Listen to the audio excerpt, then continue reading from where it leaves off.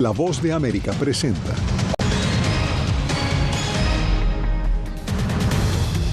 Llegó al Senado la solicitud para abrir juicio político al secretario de Seguridad Nacional, Alejandro Mayorkas. Con dificultades avanza la selección del jurado en el juicio penal contra el expresidente Donald Trump.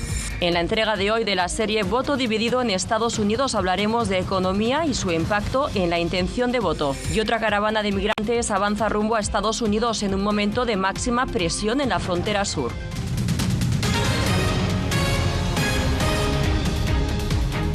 Hola, ¿qué tal? Bienvenidos a esta emisión del Mundo al Día. Desde Washington les saluda Carolina Valladares. Representantes republicanos entregaron este martes al Senado los argumentos con los que solicitan abrir juicio político al secretario de Seguridad Nacional, Alejandro Mayorkas. Paula Díaz con nosotros. Paula, ¿qué sigue ahora en este proceso de juicio político? Carolina, lo más probable es que el Senado, de mayoría demócrata, desestime el juicio político en contra del secretario Mayorkas y esto no pase a ser más que un mensaje de rechazo de los republicanos a la administración Biden por el manejo que le ha dado a la frontera.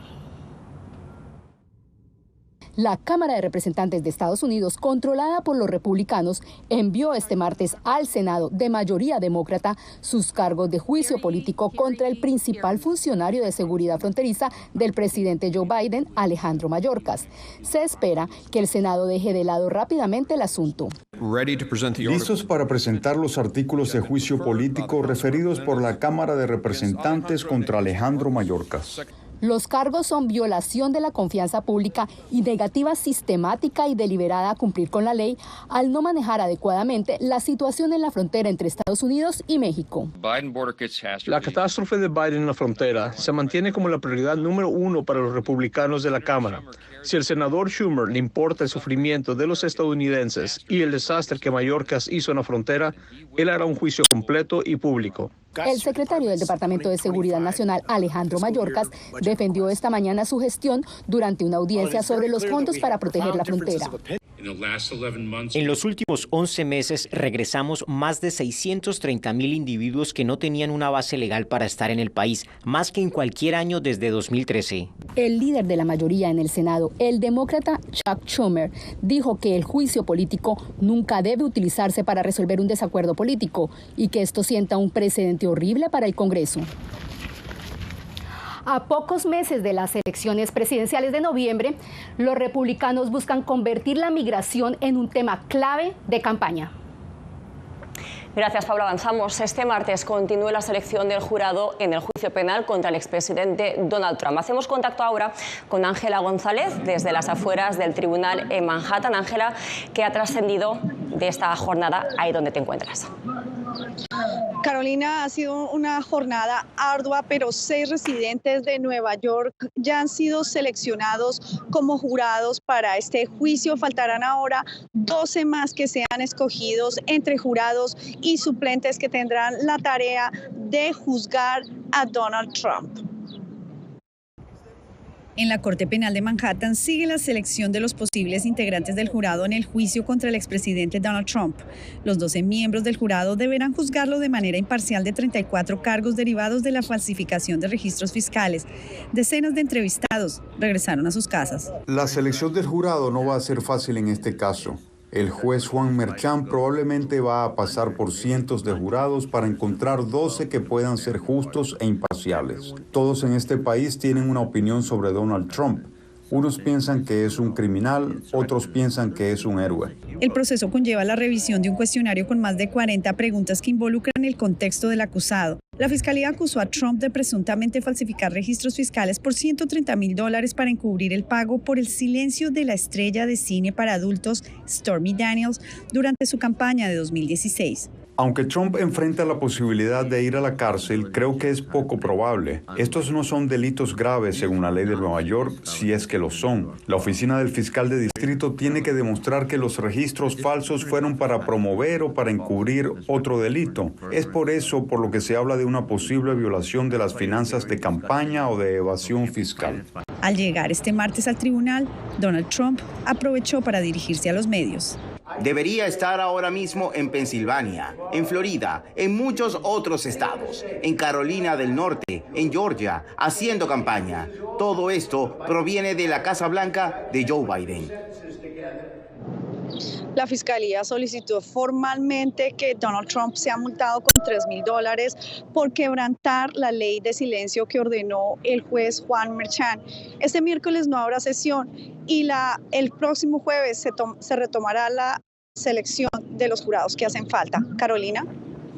Gracias, Ángela. Avanzamos. El Tribunal Supremo de Estados Unidos escuchó argumentos en torno a si el Departamento de Justicia se extralimitó al fundamentar en una ley diseñada tras el colapso financiero de la empresa Enron para imputar al expresidente Donald Trump y a más de 300 personas en relación al asalto al Capitolio perpetrado el 6 de enero de 2021. Se espera que el máximo tribunal emita un fallo en julio.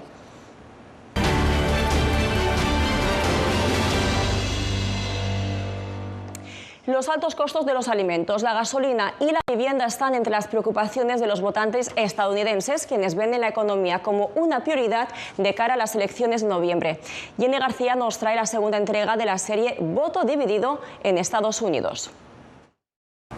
¿Cuántas veces se ha sorprendido ante el precio de un producto que hace solo un año costaba la mitad? ¿Los altos costos de la gasolina y la vivienda le preocupan? Usted no es el único.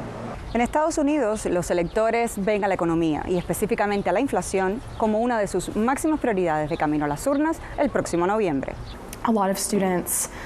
Muchos estudiantes están pensando en la asequibilidad y en que nos graduamos. Queremos conseguir buenos trabajos, poder pagar los alquileres. Queremos ir a vivir a una ciudad y muchas cosas que en este momento se sienten muy inasequibles. Según encuestas, el 73% de los estadounidenses coinciden en que la economía es su mayor preocupación. Sin embargo, demócratas y republicanos tienen visiones opuestas sobre el mismo asunto. Los niveles de inflación han bajado considerablemente, pero depende de a quién se le pregunte. Lo que escucho de mucha gente sobre Trump es que no necesariamente les agrada como persona, pero sienten que la economía estaba mejorando bajo su gobierno. Tuvimos este horrible problema con la inflación y estamos saliendo de eso. Creo que la economía definitivamente está en mejor forma que antes. La percepción sobre la economía y las vías para solucionar la inflación varían según el apoyo a los principales candidatos presidenciales, el demócrata Joe Biden y el republicano Donald Trump, y en parte a la cobertura mediática contradictoria que consumen los electores. La mayoría de las personas están demasiado ocupadas en su vida cotidiana para monitorear los altibajos en la tasa de desempleo, el mercado de valores, ya sabes, otras medidas de salud económica, pero te dirán que la economía es realmente importante para ellos.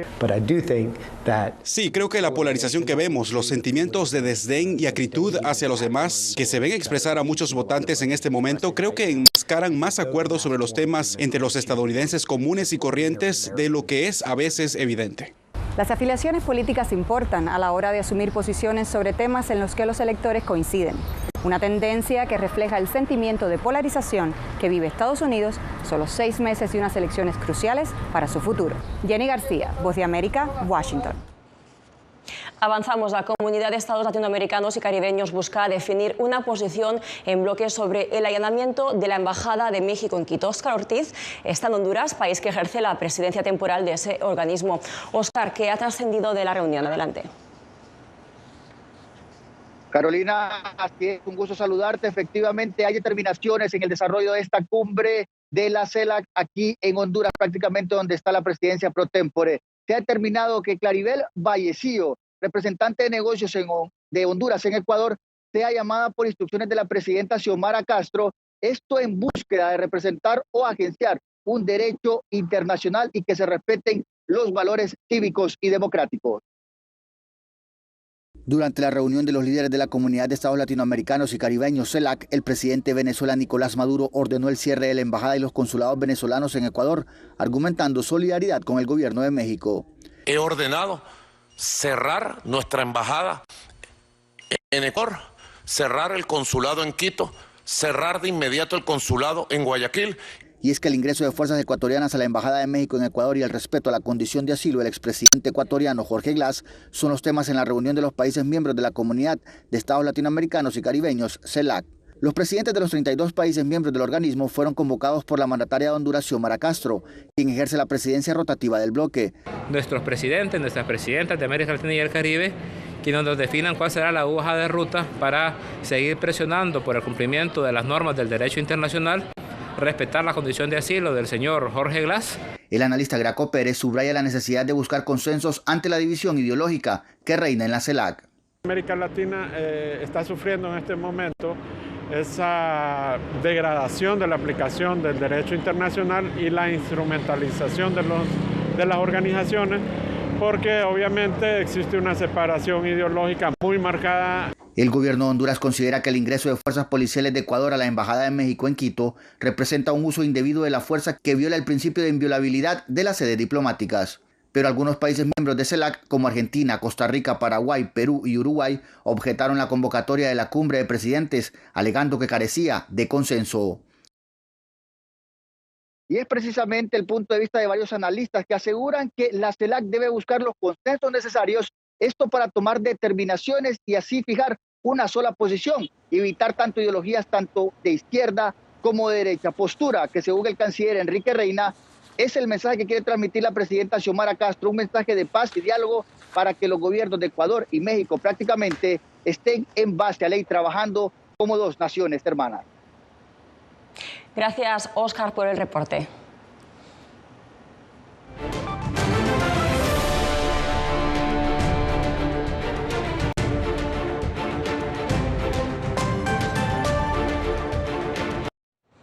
Más de 2.500 personas de varios países caminan hacia la ciudad de Juchitán, en México. Integran la llamada caravana Via Crucis Migrante, que salió el pasado 24 de marzo de Chiapas. Javier Cardoso tiene los detalles.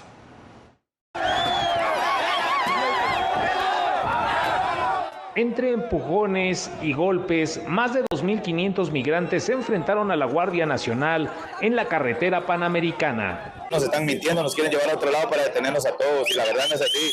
El alcalde de Santo Domingo Ingenio, una población en el estado de Oaxaca, dice que la caravana generó caos en los servicios públicos. Lo que se ha generado alrededor de todos los espacios públicos pues es la generación de basura, generación de focos de infección, de necesidades fisiológicas que tienen que hacer.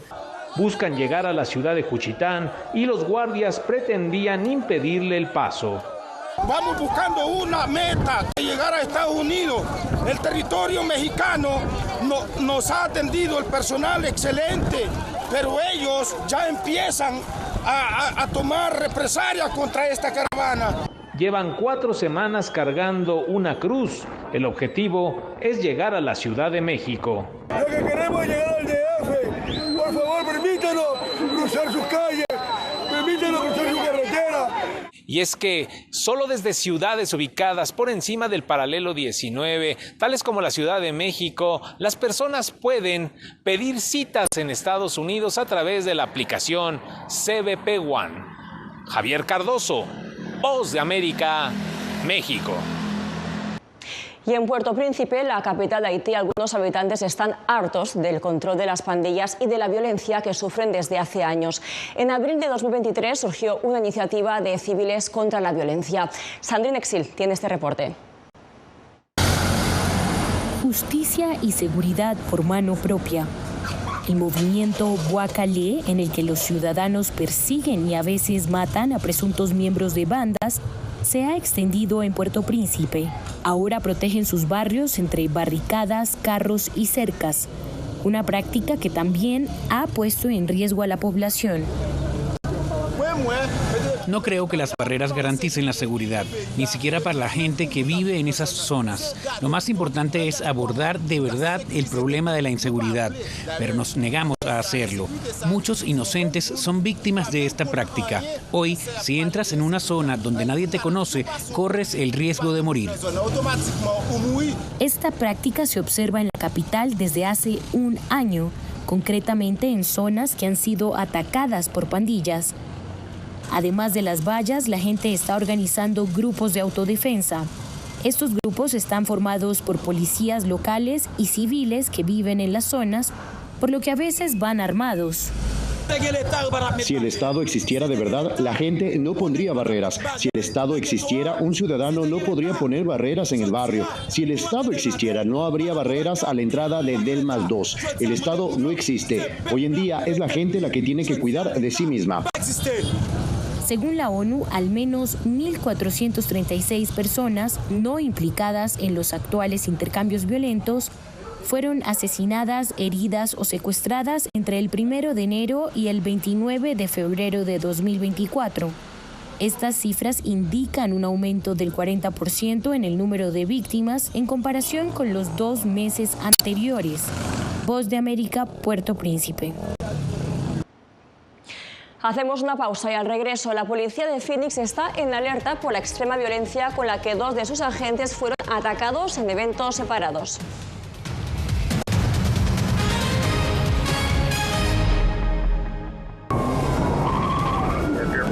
Una lucha diaria en el corazón de la crisis migratoria.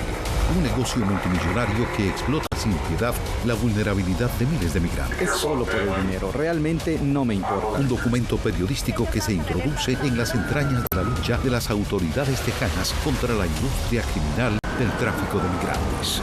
Tras las huellas del coyote, tráfico migratorio en Texas. Muy pronto, en todas las plataformas de La Voz de América. Hola, soy Natalie Salas Guaitero, conductora de La Voz de América. Desde pequeña desarrollé un gran deseo por darle voz a aquellos que son invisibles por una u otra razón. Ya ha sido reforzada. Me enorgullece ser parte de La Voz de América, un equipo en el que la ética y la búsqueda de la verdad siempre son el norte. Ser periodista es una gran responsabilidad porque somos defensores de principios de libertad y para mantenerlos, la prensa libre importa.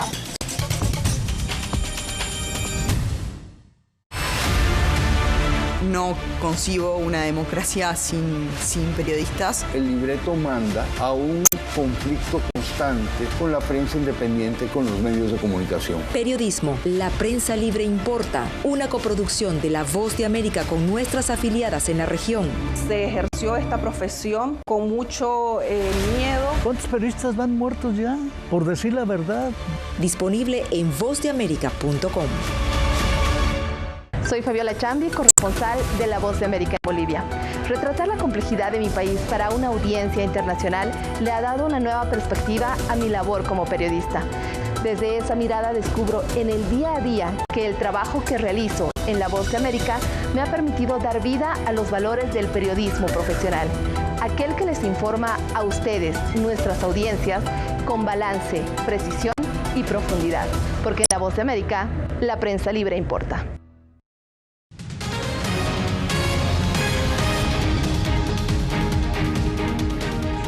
Las autoridades de Estados Unidos anunciaron el hallazgo de otro cuerpo de las víctimas del accidente en el puente de Baltimore, en el que murieron 6 trabajadores, todos ellos latinoamericanos. El comando que coordina esas labores apuntó que por petición de la familia no va a ofrecer la identidad de la persona, con la que se eleva a 4 los cuerpos recuperados desde que un buque portacontenedores chocara contra el puente Francis Scott Key el 26 de marzo. La policía de Phoenix se encuentra preocupada por la extrema violencia de la que 2 de sus agentes fueron víctimas en incidentes separados que fueron captados en vídeo. Rubén Pereira tiene los detalles. Un policía se disponía a sacar a un hombre de esta tienda en una gasolinera al norte de Phoenix. De repente, el hombre sacó un cuchillo y agredió al agente. Salvaron la vida de nuestro oficial esa noche y no se puede exagerar el compromiso de ellos para detener a este hombre. Se refiere al guardia de seguridad y a un empleado de la tienda quienes inmediatamente después de la violenta agresión contra el agente inmovilizaron al sospechoso.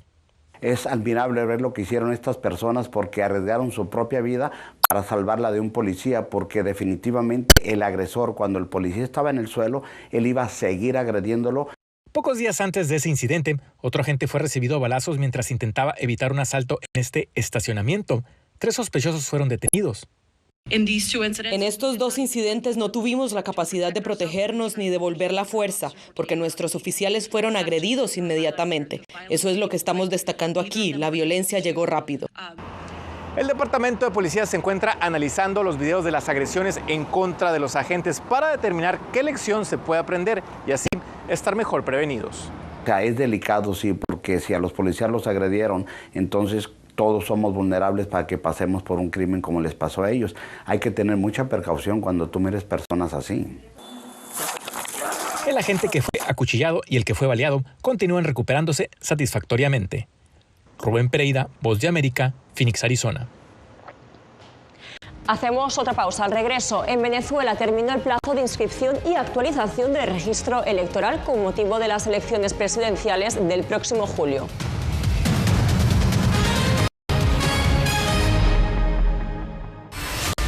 Los asesinatos abiertos contra periodistas. Periodismo, la prensa libre importa, una producción especial de La Voz de América. La situación de los periodistas en Bolivia cada vez es más peligrosa. Disponible en vozdeamerica.com.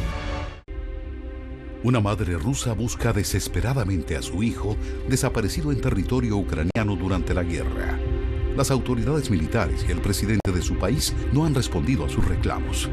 ¿Su última esperanza? Ir a Ucrania y encontrarlo ella misma.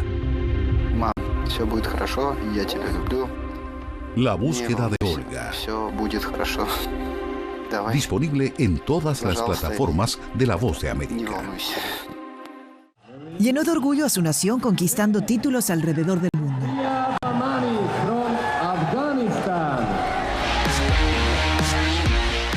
Sin embargo, como mujer que desafía las expectativas de género en Afganistán, su vida, triunfos y carrera están ahora en grave peligro. Rompiendo un tabú. Ahora, en todas las plataformas de La Voz de América. Actualidad. Que la inteligencia artificial va a estar presente en nuestro día a día. Intentan sacarse de encima a trabajadores.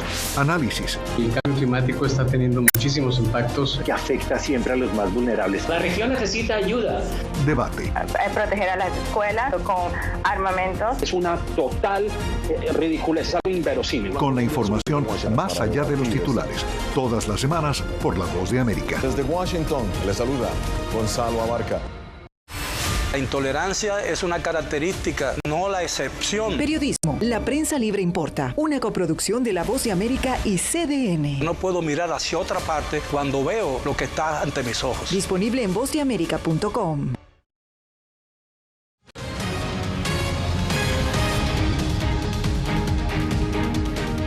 El Consejo de Seguridad de la ONU expresó su preocupación por una posible escalada de tensiones entre Venezuela y Guyana debido a que ambos reclaman soberanía sobre el territorio del Esequibo. Los miembros del Consejo de Seguridad instaron a las partes a resolver sus diferencias por medios pacíficos y a cumplir sus obligaciones en virtud del derecho internacional y la Carta de las Naciones Unidas. También destacaron la importancia de que los actores regionales desempeñen un papel facilitador para aliviar las tensiones. Este martes culmina en Venezuela el periodo de inscripción y actualización del registro electoral con motivo de las elecciones presidenciales del próximo 28 de julio. Pero hay voces en la sociedad civil que consideran que el plazo no es suficiente y piden extenderlo. Álvaro Agarra tiene este informe. El Consejo Nacional Electoral contabiliza que se han inscrito 428.000 nuevos votantes y más de 600.000 han actualizado sus datos. Pero organizaciones de la sociedad civil solicitan extender el plazo de inscripciones en el registro electoral, el cual culmina este 16 de abril. Hoy vemos que los puntos no dieron abasto, no fueron puntos parroquializados que dieran con los 1.136 puntos que pedíamos por parroquia, ni los otros 134 itinerantes que agregábamos que pudieran haber estado en plaza y en universidades. La dirigente juvenil Norlimán Miranda destaca que depende de cada uno hacer la tarea e impulsar a más personas a registrarse. Es algo muy complicado. Hacer la tarea significa simplemente hacer tu aporte, tu granito de arena de tu espacio, que puede ser desde ir a inscribirte tú mismo hasta apoyar a alguien a que vaya y se inscriba, a que sepa a dónde tiene que acudir. El presidente del Consejo Nacional Electoral, Elvis Amoroso, enfatizó en que la idea es fomentar la inscripción en todos los rincones del país. Facilitándole al pueblo de Venezuela para que participe, a fin de que cuando culmine el proceso de inscripción podamos conocer de que cada uno de los inscritos cumplió cabalmente con lo establecido con la normativa legal venezolana. La jornada especial de inscripción prevista en el cronograma del ente electoral comenzó el pasado 18 de marzo con la activación de 315 puntos fijos y más de 1.043 máquinas en todo el país. Álvaro Algarra, Voz de América, Caracas. Ya regresamos en minutos con el conocido como oro azul, un cultivo precolombino que crece en El Salvador. Enseguida les contamos para qué sirve.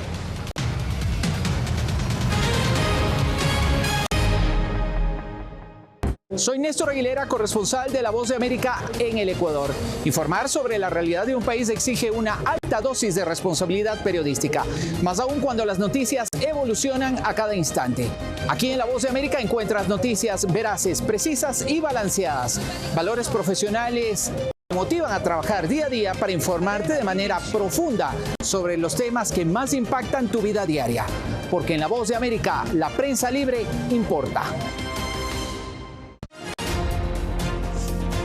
Actualidad. Que la inteligencia artificial va a estar presente en nuestro día a día. Intentan sacarse de encima a trabajadores. Análisis. El cambio climático está teniendo muchísimos impactos que afecta siempre a los más vulnerables. La región necesita ayuda. Debate. Proteger a las escuelas con armamentos. Es una total ridícula, es algo inverosímil. Con la información más allá de los titulares. Todas las semanas por La Voz de América. Desde Washington, le saluda Gonzalo Abarca. ¿Quieres mantenerte informado de primera mano? Únete a nuestro canal de WhatsApp. Lo que ocurre en Estados Unidos, América Latina y el mundo directamente a tu celular. Escanea el código que ves en pantalla y conéctate con las noticias para recibir información veraz y balanceada. Noticias de última hora, reportes originales y verificación de información. Porque en La Voz de América, la prensa libre importa. Soy Gonzalo Abarca, presentador de La Voz de América. Cada semana, desde nuestro programa Foro, programa de análisis y debate, vamos más allá de la noticia, con los temas de interés que ocurren en Estados Unidos e impactan en toda la región. Desde La Voz de América, tengo el privilegio de moderar debates y confrontar ideas diferentes. Así nuestra audiencia se puede formar su libre opinión y tomar sus decisiones bien informadas. Porque en La Voz de América, la prensa libre importa. Et j'avais décidé de reprendre le micro et la plume. Periodismo, la prensa libre importa, una producción especial de La Voz de América. Parce que pour moi, le silence pas qu'une option et je voulais reprendre pour faire échec à la terreur. En vozdeamerica.com.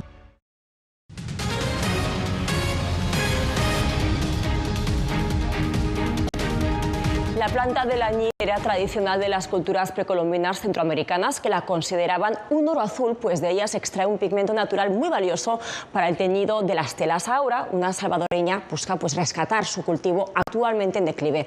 Claudia Saldaña nos trae esta historia. Silvia Hernández ama la naturaleza, pero tiene un amor especial por el cultivo de la planta de añil, conocida también con el nombre de jiquilite en la lengua prehispánica náhuatl. Mire, qué lindo está usted. Está lista para corte. Silvia recibió entrenamiento sobre cómo usar el pigmento natural de la planta para teñir prendas de vestir, pero ella decidió que lo mejor era dedicarse a cultivarla. Hoy en día nadie se preocupa por este tipo de plantación. Somos pocas las personas que mantenemos esta tradición. Novelia Díaz fue instructora de Silvia en un taller impartido por la empresa hidroeléctrica Sensunapan. Asegura que durante muchos años el añil sostuvo la economía de El Salvador como principal producto agroexportador, pero decayó ante el cultivo del café y ahora pocas personas lo cultivan. La complejidad del establecimiento, el manejo, la extracción, hay poca gente que lo hace. El añil crece solo una vez al año. Al fermentar, oxidar y secar la planta, se obtiene un pigmento azul cuyo valor en el mercado es muy alto. Esta planta era el oro azul, le llaman ellos el oro azul, ¿verdad?, de nuestros antepasados. Hoy en día, un kilo de polvo de añil puede costar hasta $300. Es una buena oportunidad que existen las personas que se dedican al cultivo de añil, porque tienen la oportunidad de tener demanda. Mi sueño es poder hacerme pequeña empresaria, ¿verdad?, de añil. Además, Silvia quiere fundar una pequeña escuela para enseñar cómo cultivar la planta y mantener viva la tradición. Claudia Saldaña, Voz de América, El Salvador. Siguiendo la tradicional ceremonia en la antigua Olimpia, en Grecia, este martes tuvo lugar el encendido de la antorcha de los Juegos Olímpicos de París. La actriz griega Mary Mina encendió la antorcha para